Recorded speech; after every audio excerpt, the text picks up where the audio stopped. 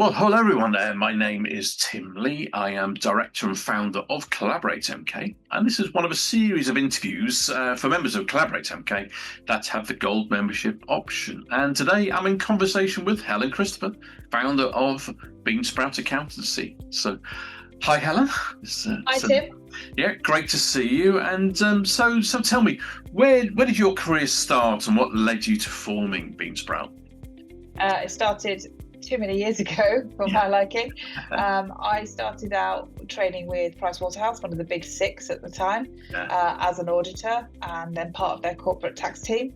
But I quickly realised that I wasn't particularly enjoying that role, working with the big PLC companies. I found there was it wasn't very personal. There was no emotion in those relationships. You know, those directors were challenged, obviously, with running very profitable, successful companies, and they wanted their bonuses, and that's great. But I actually felt there was something missing for me, and I left and I went into the world of small businesses and accounting practices that were looking after owner-managed businesses, and I've stayed there ever since because I absolutely love supporting, you know, those business owners who are so emotionally invested in their businesses to actually move things forward and have those profitable businesses that they're looking for.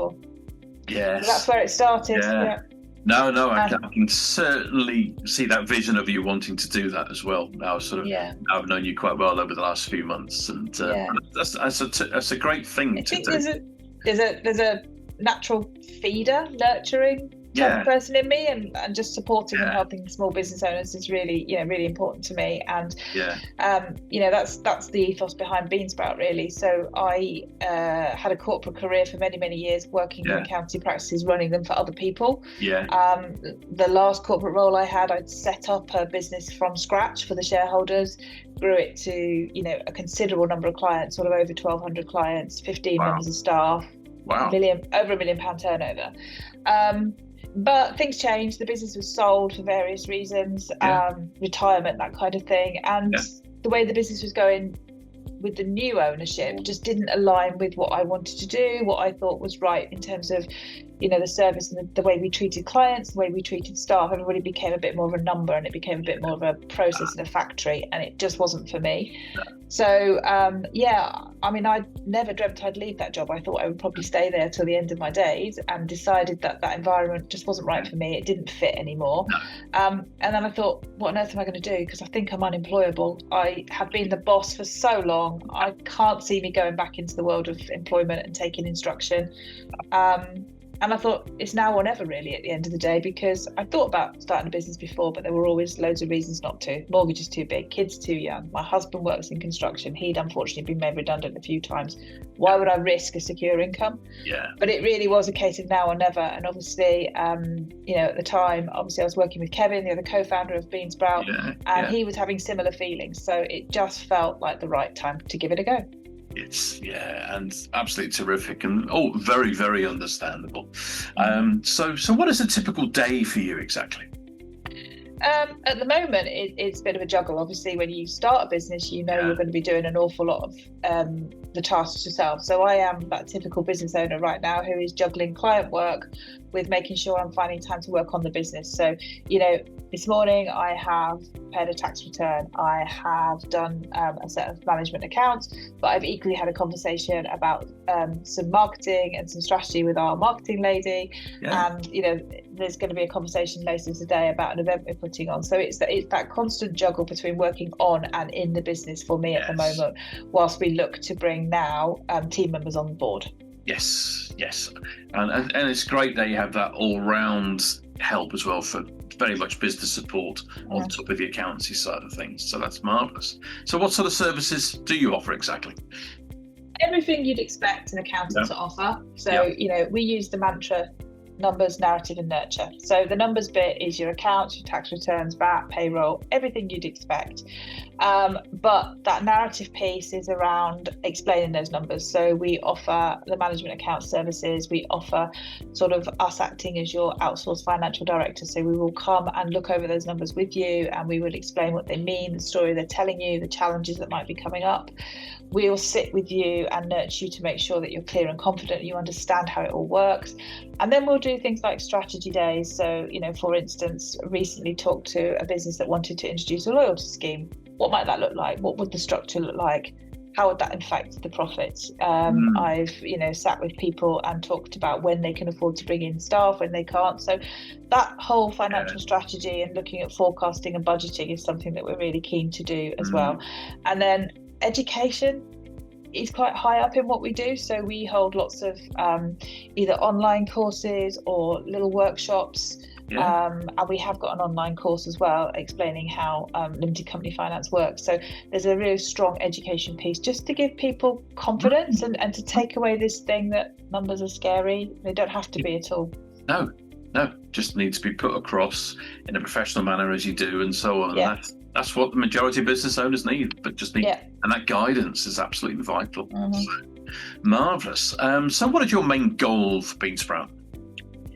I think, we want to be the choice, the accountant of choice, I guess, certainly locally within Bedfordshire, Milton Keynes, that sort of area. But we want to demystify what people think of as an accountant. We're not typical accountants. We're not grey. We're not all suited and booted.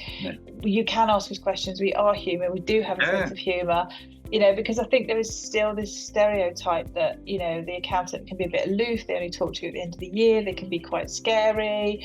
They're going to make you feel stupid. That is something we want to absolutely demystify. Yeah, just that lovely human touch side of it. And just to be, as I say, the chosen choice for people who are starting out a bit unsure, a bit uncertain as to how it all works. We just want to be known for giving people the clarity and the confidence to drive their businesses forward, and I guess have fun doing it, and stop worrying about it so much. Yeah, because it is probably the biggest nag for the majority of business owners, that side. But just don't make it a chore, just make it just part of the challenge of any business. I think once you're confident and you understand the numbers and how they can help you, then the fun starts, because then you've got choices, then you can make better decisions, then you can play with ideas. But whilst you're buried in fear and uncertainty, it's really difficult. That is, again, very understandable. So what are the sort of biggest challenges you face within your business? Well, I always thought it would be finding clients, but that hasn't been the challenge. The challenge for us is finding the right team members to join us. We are now in a situation where, we do need to expand the team.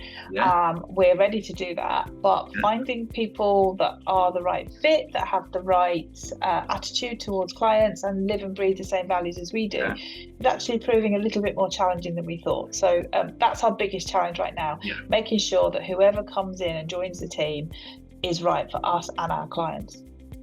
And it's absolutely vital. But you just got to go through the pain of that process, but at the same time, and then it's so much better in the long run. But yes, there does seem to be a national shortage from the conversations I have. So but so how do you manage to get a good work-life balance then? Not always. Inconsistently is probably the honest answer to that question. I think for me, I've always been a morning person, so I do tend to come in early, and that doesn't worry me, but I do then try not to stay beyond a certain time in the afternoon as well, to try make sure the day just doesn't expand. But I think the biggest thing I've learned to do is actually to put things in my diary and block things out for personal time, and really try to stick to those. So even if it's just an afternoon out with a friend or something like that, because if they're not in my diary, things tend to bleed. I've got older children, they're not around anymore, they don't need me quite so much, and so I find I need to fill that downtime with something, and I need to find some more hobbies probably as well, so it's not always filled with work. But I think so I learned from somebody else that I know, she does what she calls 6 week sprints, and that's beginning to work for me. So she kind of works really, really hard for 6 weeks, but always has something to look forward to at the end of it. So if it's if it's just one night away, or a longer break, have something to reset yourself every few weeks. And I think that's I've taken that on board, and that's working. That would work, wouldn't it? Just having that mini goal to aim for keeps things ticking over nicely. And it's so if you've got an event or something going on, you work really, really hard to promote that and deliver the event, but know that as soon as you've finished, you've got a couple of days downtime to just relax and refresh and come back again. Yeah, that does sound very familiar in my world. Yes. I don't know how you do it. The number of events you put on in a month. No, sometimes I do wonder. I've now got that little bit of breathing space. So, so marvelous. Well, thank you so much, Helen. It's been great talking. You're welcome. Today, and look forward to seeing you at our next event. Yeah, I look forward to it. Thanks, Brilliant. Tim. Thanks, Helen.